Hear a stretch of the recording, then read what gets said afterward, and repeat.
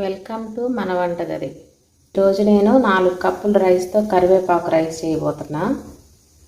దానికి కావాల్సిన ఇంగ్రీడియంట్స్: కరివేపాకుని మిక్సీ పట్టుకోవాలి మెత్తగా, తర్వాత ఉల్లిపాయలు, పచ్చిమిర్చి, జీడిపప్పు, లెమన్. వీటితో నేను కరివేపాకు రైస్ చేయబోతున్నా, చూపిస్తాను మీకు. కొంచెం నెయ్యి, ఆయిల్ 4 స్పూన్ల ఆయిల్ వేడైంది కదా, ఫస్ట్ జీడిపప్పు వేసి తీసుకుందాం. జీడిపప్పు కొంచెం బ్రౌన్ కలర్ రావాలి. జీడిపప్పు వేగిపోయింది, తీసుకుందాం గిన్నెలోకి. జీలకర్ర, ఆవాలు,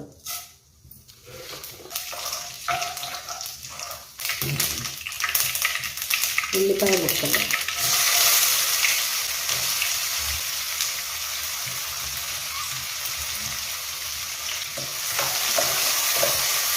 మిరపకాయ ముక్కలు, పచ్చిమిరపకాయ ముక్కలు,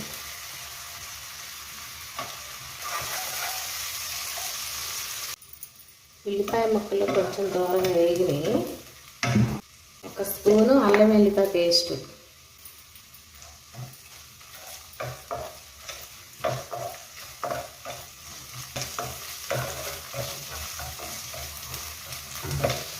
రైస్కి తగినంత పసుపు,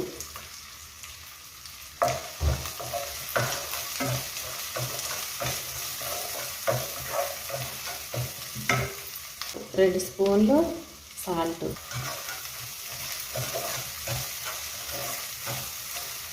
మిక్సీ పట్టు పెట్టుకున్న కరివేపాకు పేస్టు పట్టుకోవాలి. ఆకులు లేకుండా మెత్తగా గ్రైండ్ చేసుకోవాలి కరివేపాకుని.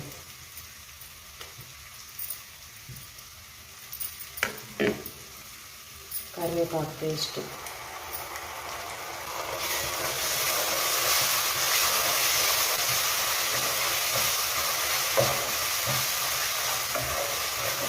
ఈ కరివేపాకు పేస్ట్ని పచ్చివాసన పోయేదాకా వేసుకోవాలి నీట్గా.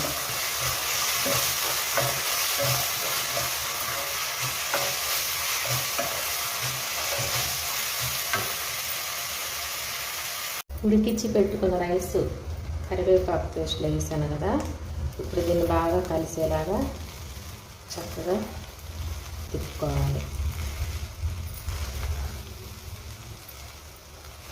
ఏంటి పద్దాకల ఆకుకూరలతోనే చూపిస్తుంది అనుకుంటున్నారండి?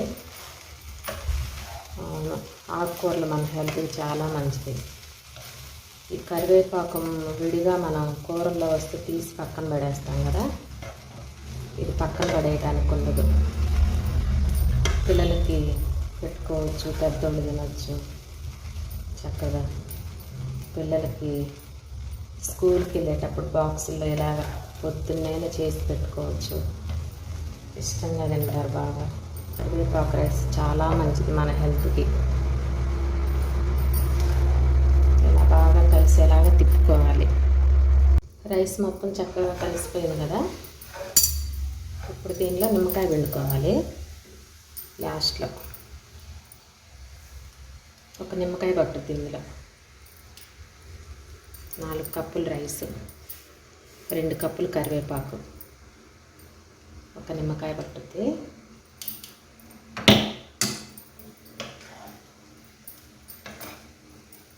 దీన్ని కూడా బాగా కలిసేలా కలుపుకుందాం. ఫస్ట్ జీడిపప్పు వేపి పెట్టుకున్నాం కదా, ఇవి వేసుకుందాం.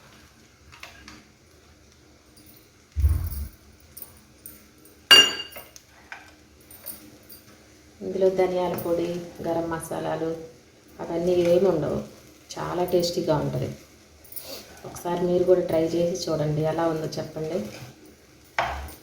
మీకు నచ్చితే లైక్ చేయండి, షేర్ చేయండి, సబ్స్క్రైబ్ చేసుకోండి. వేడి వేడి కరివేపాకు రైస్ రెడీ. దీనికి టచింగ్ పెరుగు చట్నీ చాలా బాగుంటుంది. ఒకసారి ట్రై చేసి చూడండి.